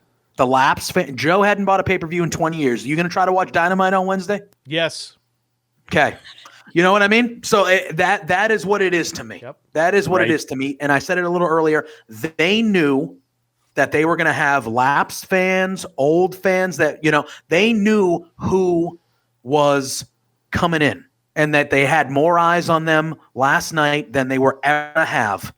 And they knew that they had to change the game a little bit, and they 100% succeeded. 100%. I saw social media. I had friends that I know haven't watched wrestling in half a decade messaging me this morning, last night. Yo, I saw the clips, dude. That looked crazy. And I said it was special. I was watching. I have goosebumps talking about it. I was watching it, and I was like, this is different. This is different. Are they ever going to overtake the Giant? No, but this is different. That last night with what happened, there is a certain positivity and just optimism from wrestling fans that I have not seen. Usually you go on social media and the majority of wrestling fans are miserable. This stinks, blah, blah, blah, blah, blah. There was none of that last night and tonight. It was just happiness all the way around. And it definitely was. It's just... yeah, I think people are excited about wrestling for the first time, like really excited for the first time in a long time. And I think that, to me, tells me that, to be simple, yes, wrestling is back. And I think right now you can make an argument it is the best time to be a wrestling fan, maybe ever. Maybe ever. You're definitely correct in saying that. I do have to say we're coming up to the end of the show here, but thank you to all of those. Welcome, Raiders. Yeah. Awesome for you, Nemesis Paradox. Tom, thank you. Evening to all, he says. Thank you, Tom. Evening to you as well. Larry Bongo 999 says hello to you too. Thank you so much to everybody that has come and stopped by. And we will put these up here quickly for everyone. There we go. Hello. Evening all. Ed, thank you very much for welcoming everyone as well. And hello, absolutely fantastic. This comment here I'm going to get to from Chris, and then I'm going to go to Matt's just above that, as you guys can see. So Chris saying here that Danielson's promo about how many have left and how much he loved the WWE and still left signals how AEW or how much AEW is changing the 100%. Game. Definitely. Now, this one here, we'll get to this super quick and just say if you agree or you disagree. CM Punk says that he thinks that him, Bryan Danielson, and Adam Cole joining AEW is bigger than Hulk Hogan, Kevin Nash, and Scott Hall joining WCW. Yes, we're making comparisons from like 20, 30 years apart here, but just give me yes or no. Joe, do you agree or disagree? On par with each other. Okay. JPJ, agree or disagree? I will agree. Awesome. There we have it, everybody. So there is an agreement. There is an on par. And I'm still waiting to see what all of them can do before I can really give an answer on that. The three of them, Hogan, Nash, and Hall, was very, very pivotal when it comes to professional wrestling. This definitely can be as well. Corey, thank you. Hello, and RJ. Right now, I'm kind of agreeing with you. Yeah. No way. Maybe not no way, but not right now is what I have to say to that. No way. No. Yeah, that's right. I think you have to take, like, obviously these three guys on a mainstream level are not Hulk Hogan. You know what I mean? Like, so I think from a mainstream part of it, it's different. But I think when you look at the wrestling landscape today, as opposed to how it was in 95, 96, or 94 when that happened, that's why I think they're at the very minimum on par, if not a little bigger, because I think wrestling needed this. I think wrestling needed this. I don't necessarily think wrestling needed Hulk Hogan to go to WCW.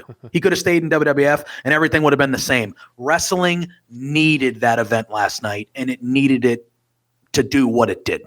And I think that's why, for me, I would agree with CM Punk. It needed it, and it did it. Yeah. And it definitely did do it. Guys, thank you so much for joining us today. Thank you, Mighty Joe, as always, for being that side person, that other guy, that one that I can talk professional wrestling with. It's been 30 years that we've really known each other and been able to talk professional wrestling, and it has been absolutely amazing. JPJ, we are still young in our friendship, but it feels like we have been friends for the last 20 years. I mean, it's absolutely fantastic, and I love anytime that we can have someone come on and be a guest on this show. For those of you that don't know, Mighty Joe and I actually do another show on Love Wrestling. See the ticker down below. It's lovewrestling.ca. You definitely have to go there and check out lovewrestling.ca, especially for what we are coming out with again for you with our other program, which is called Turnbuckle Rewind. Mighty Joe, what have we got coming up for our lovely fans and followers for Turnbuckle Rewind? You guys are in for a treat for this, and I'm glad there's a bunch of people watching right now, because I think you guys are really going to enjoy this. This is going to be a lot of fun, and hopefully you'll be able to actually watch it along with us, because it is available. You find you got to dig a little bit. We go back to the first Jericho Cruise, the Rock and Rager at Sea, the first one, and the opening matchup between Christopher Daniels and not Dalton Castle, smooth sailing Ashley Remington. A fun match that if you don't enjoy that and laugh and smile, then you don't like professional wrestling.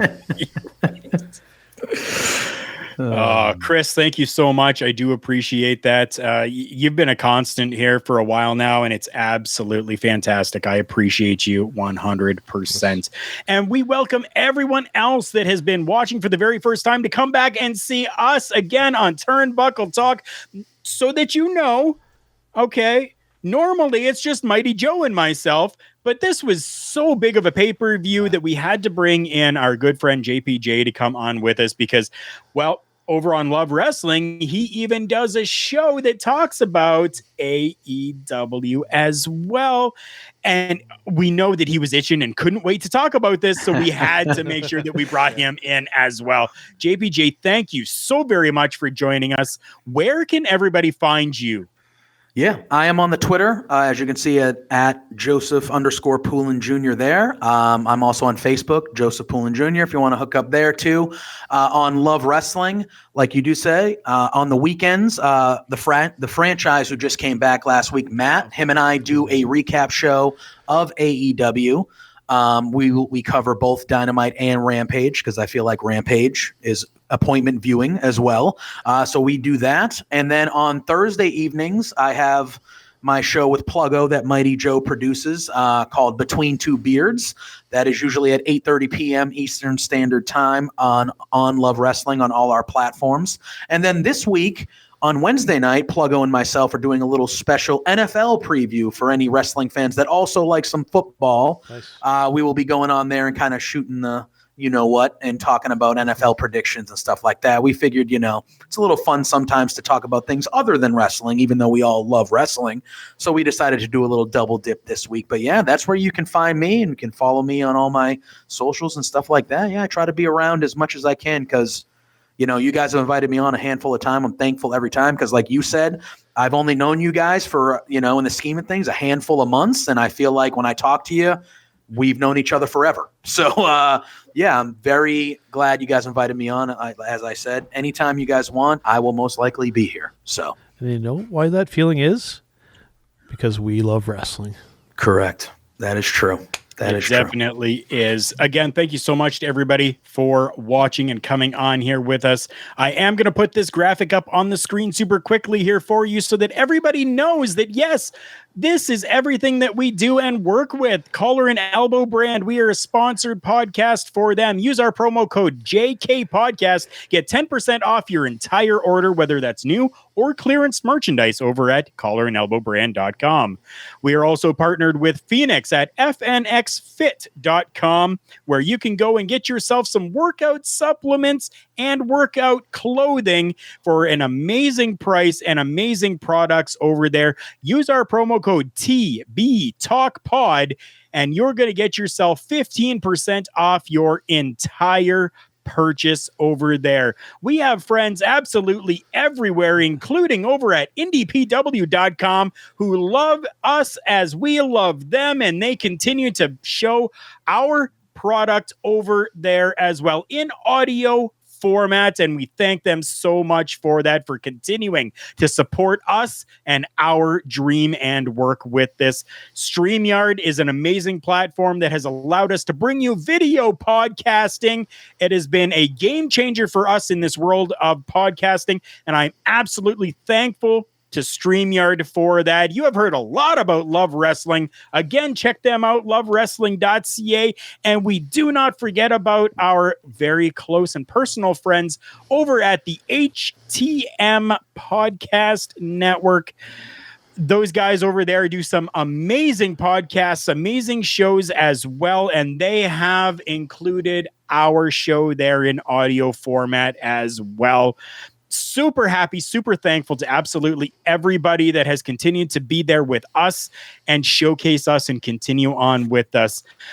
With that being said, I don't think that there is really anything else for us to cover on this show. With that, we say thank you very much for watching. Thank you for coming out, and we will see you next Monday.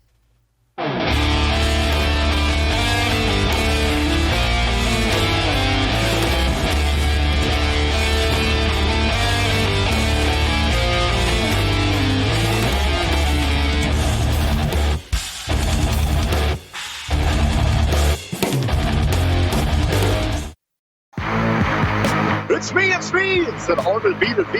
As you can tell in the background, we are out celebrating. That is what we do here at hittingthemarks.com. And I'd like everyone to continue to tune in to Turnbuckle Talk, but check out all of our other shows. We have weekly content, especially lit up by the flagship show. You can find that all at hittingthemarks.com. Run.